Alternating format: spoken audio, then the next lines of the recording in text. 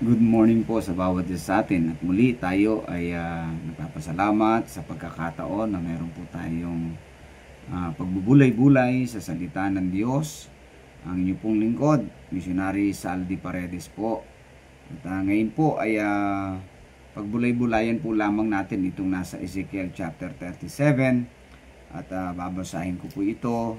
At ang sabi po dito ay, the hand of the Lord was upon me, verse 1, and carried me out in the spirit of the Lord, and set me down in the midst of the valley which was full of bones, and caused me to pass by them round about, and behold, there were many in the open valley, and lo, they were very dry.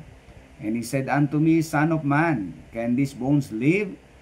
And I answered, O Lord God, thou knowest. And again he said unto me, prophesy upon these bones, and say unto them, O ye dry bones, hear the word of the Lord. Thus saith the Lord God unto these bones, behold, I will cause breath to enter into you, and ye shall live. At let us pray po. Lord, thank you once again sa biyaya at pagpapala mo na kami po ay makapagbulay-bulay ng iyong salita. Help us, Panginoon, lalo na ngayon. Maintindihan po namin ito, ang dakilang pangako mo, prophecy na nakasulat sa banal na kasulatan. In Jesus' name we pray. Amen. Now, ngayon po, dito po ay, alam niyo po yung tinatawag nating establishment of the state of Israel. It is a modern day miracle. It is a modern day miracle.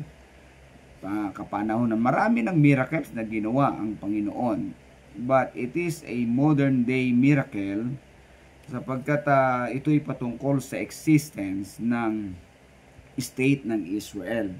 And it was happened, mga kapatid, when Israel was established, sabi nga po ay May 14, 1948, at when the United Nations Resolution 181 at voted by 33 countries, and it became a state. Yan po ay kasama po ang ating bansa sa Asia, at Australia and New Zealand and the Philippines, ay tayo po'y kasama doon sa Asian countries who voted for the creation of the state of Israel. Now, sa ganung bagay, mga kapatid, ito po ay nais kong makita ninyo na ito po ay prophecy. Ano po? Ang sinasabi doon sa dry bones na ito, na naando sa valley, ito po ay yung plan of God for Israel. That after many years of being unorganized as a country, na-establish po. At actually, ito po ay makita natin, mga kapatid, diyan, lalong-lalo na yung verses 11 and 14 ng Ezekiel. Ang sabi po, then he said unto me, Son of man, these bones are the whole house of Israel. Behold, they say, our bones are dried, and our hope is lost. We are cut off for our parts. Verse 14, Ezekiel 37:14, and shall put my spirit in you, and ye shall live, and I shall place you in your own land. Sabi niya, I shall place you in your own land. Then shall ye know that I, the Lord, have spoken it and performed it, saith the Lord. So, makita po natin dito ngayon na ito yung prophecy. And literally, it was fulfilled, mga kapatid, yung prophecy na ito. At na kung saan, not only the prophecy, but the prophecy was fulfilled. Meron nga lamang itong, yung fulfillment nito, mga kapatid, ito ay merong near and far. Yung near, doon sa panahon na si Ezekiel po ay nag-prophesy, merong malapit na katuparan nito. Because during that time when Ezekiel was prophesied, nandoon po, at nandoon sila sa Babylonian captivity. At they were taken, alam nyo, pinarusahan sila ng Panginoon. They were taken. God allowed them to be captive ng Diyos, na ang Israel ay alisin mula doon. At dahil po doon ay nagkaroon ng katuparan nito, noong after 70 years of Babylonian captivity, nakabalik po uli mga kapatid sila doon sa Israel and became a kingdom again sa panahon na yan. Ano po? At naitayo muli ang walls, naitayo muli ang temple, at yun po kaya naging bansa sila. Yan po sa kapanahonan ni Nehemiah, at na kung saan ay makita natin si King Artaxerxes ng Medo-Persia ay inalaw po si Nehemiah at makabalik sila doon sa Israel. Kasama po, of course, yan ang first return, and pagkatapos si Israel, and then sa panahon po ni Zerubbabel. At yun ang near, na nakabalik muli sila, po. And yung far, ibig sabihin malayo na katuparan noong Ezekiel chapter 37 ay ito nga po itong binabanggit natin. Ang history mga kapatid ay noong AD 70 when Israel was destroyed and the government was annihilated by Roman Emperor Titus. And after mga kapatid ng lahat ng yan, so nagsikalat at marami ang mga Hudyo na namatay sa panahon ni Emperor Titus. Pero merong mga Hudyo pa rin, mangila na mga Hudyo na naandun po sa Israel during that time. And after mga kapatid, noong 1995, after 1995 years of non-existent ang government ng Israel, it was established. Kailan po yan? Noong May 14, 1948. And it is now, mula nung ito'y May 14, 1948, and it is now 77 years since May of 1948. 77 years na po. But of course, we know na before its establishment, it is after a tragic and horrible inhumane murders of 6 million Jews during World War II, na kung saan ay makita po natin na bagamat masakit ang pangyayari mga kapatid, but still ang Diyos po'y nothing is impossible with God. Ang Panginoon po'y gumawa, bagamat masabi natin that all things work together for good.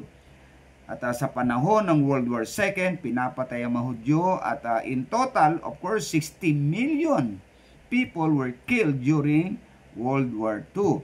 At nagsimula yan sa ginawa po ni Hitler, kasakiman ni Hitler, at yung character ni Hitler, yung attitude niya, yung kanyang desire to annihilate the Jewish race. At pero makita natin mga kapatid, still, kahit na gaano kahirap pa po mga kapatid, hindi po pwedeng hindi mangyari ang kalooban ng Diyos. Sa kanyang bayan, ang pangako ng Diyos sa Israel, at ay makita natin na naandoon. Anong sabi nga po noong Ezekiel chapter 37 verse 14, and shall put my spirit in you, and ye shall live, and I shall place you in your own land. And that then ye shall know that I the Lord and have spoken it and perform it, saith the Lord. So dito po mga kapatid, nakita natin na yung katuparan ng Panginoon ay talagang kumbaga nangyari sa Israel. Kaya ang sabi nga po natin, it is a modern day miracle ng Panginoon. At mula doon sa scattered people, napag-isa po ng Panginoon, bagamat ito'y may mga giyera, pero makita natin na pag-isa ng Diyos, ginawang bansa na muli ang Israel. Nakita natin ang kapangyarihan ng Panginoon, that nothing is impossible with the Lord. So, salamat sa Panginoon dahil kumbaga nakita natin that God is true to His promises, that His words is reliable, that His words is accurate, na sinasabi ng salita ng Panginoon, that kung ano yung sinabi ng salita ng Panginoon, it will surely happen. At so yan ang makita natin. Now, the promise mga kapatid, meron pang pangako ang Diyos na matutupad. Ano po yun? yung sinasabi ng Panginoon, mga kapatid, in Romans chapter 11, verse 26. Anong sabi ron? And so all Israel shall be saved. As it is written, there shall come out of Zion the deliverer, and shall turn away ungodliness from Jacob. For this is my covenant unto them, when I shall take away their sins. As concerning the gospel, they are enemies for your sakes, but as touching the election, they are beloved for the Father's sake. For the gifts and calling of God are without repentance. Now, dito po mga kapatid, dito tayo nagkaroon ng bahagi sa anong ito ng Panginoon.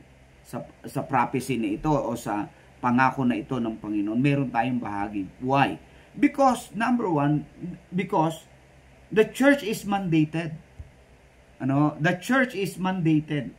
At kanina sabi natin, the prophecy and the prophecy was fulfilled. The promise to be fulfilled is Romans 11:26. And dito naman, the church is mandated. Anong sabi po ng salita ng Panginoon?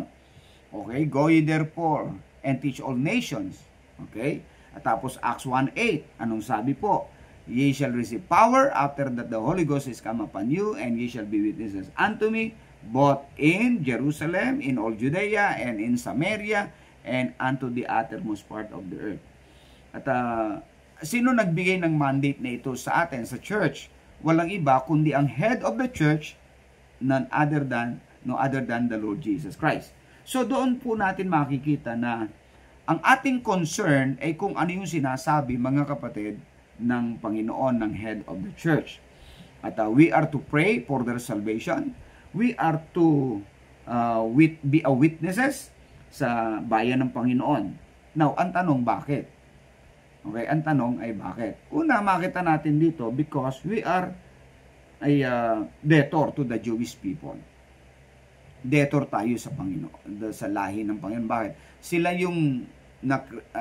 yung ginamit ng Panginoon para sa kaligtasan ng nating mga Gentiles. Sila ang ginamit ng Panginoon.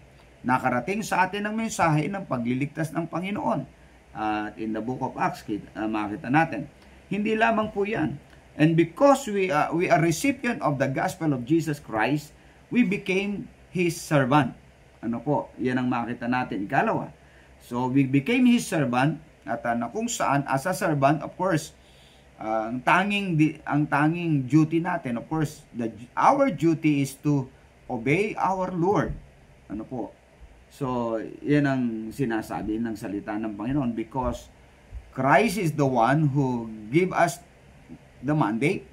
So, dahil doon we are to fulfill, we are to obey His word because we are debtor, we are recipient of the blessings of the gospel of Christ, and we are His servants. And gayon din naman, we are to respond to the call of Christ. Just like the response or the example given by the disciples during the first century church. Ano po? At na kung saan they became bold in preaching the gospel because they have proven to themselves that Christ is risen from the grave. So, dahil doon mga kapatid, makita natin ang biyayang ito ng Panginoon. And because of that, mga kapatid, we have the duty. Nowadays, sa panahon natin ngayon, we still have the duty. Bakit po? Kasi, yung Romans 11:20 is, and so all Israel shall be saved, mapupulpil pa lamang. Kaya po sa ganong bagay, nais ng Panginoon na magkaroon tayo ng part at gayon din naman, it is also our privilege to be a part of this mandate ng Panginoon. Kaya I encourage everyone, brethren, sa ating pong mga churches, sa ating mga mananampalataya, sa ating mga kapastoran. At kung kinikilala natin that the establishment of the state of Israel is a modern day miracle, we know that it will also happen na all Israel shall be saved. And it is our privilege, brethren, na maging bahagi noon. Maging bahagi ng katuparan. At bakit po? Sabi ko nga natin, because we are recipient of the blessings of Christ. We are debtor to the Jewish people.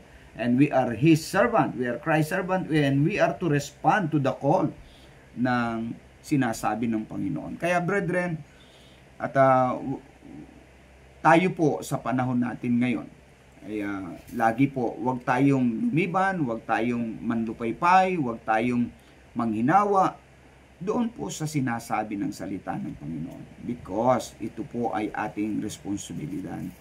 At pinagpala na tayo ng Panginoon. At nakatanggap tayo ng mga blessing na ito. So, let us continue praying for them. Let us continue ministering to them. At yan po makita natin. Okay? So, salamat sa Panginoon sa ating mga malilit na kaparaanan, mga biyaya ng Diyos, we can be a part ng blessing na ito. Okay?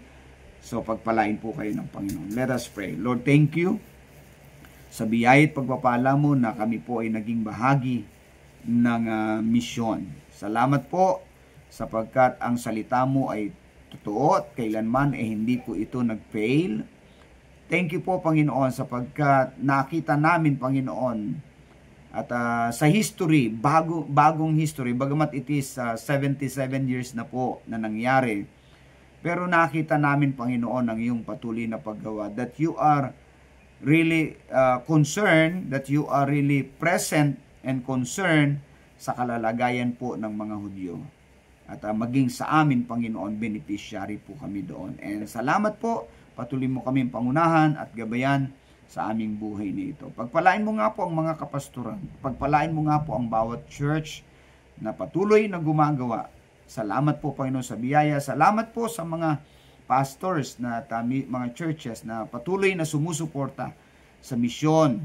At thank you po sa kanilang mga panalangin, maging personal po sa amin na Paredes family. At salamat din po, Panginoon, sa leader po sa aming sa IBJM International and IBJM Asia, sa pangunguna po ni Pastor Alex Kalinisan, sa kanilang pamilya.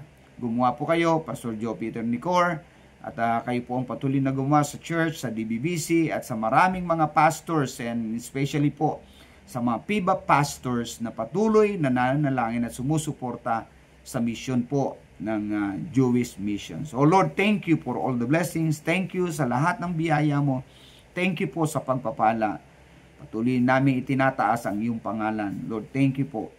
Ang kapurihan at ang karangalan ay binibigay po namin sa iyo. Salamat sa iyo. Kabutihan at pagpapala. Samahan mo po kami sa maghapong ito. In Jesus' name we pray. Amen and amen. Salamat po. Pagpalain po kayo ng Panginoon. Goodbye.